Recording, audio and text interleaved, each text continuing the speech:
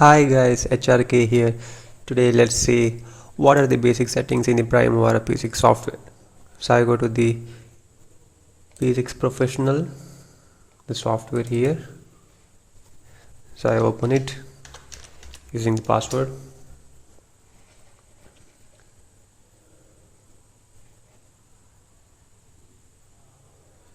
So you see the startup window.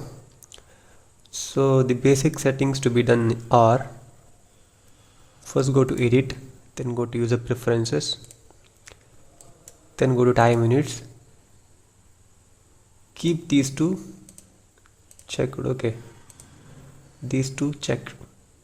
You have to see 41 here H. See, these are the examples. You can see the suffix D and H here. You need to be seeing them, so keep them checked. Then go to dates. Here you have to keep in one of the option. Like for the date format, we usually go with the month and year, right? So keep in this format. Then here keep this one in 12-hour format. Then go to currency. You don't have to make any changes here.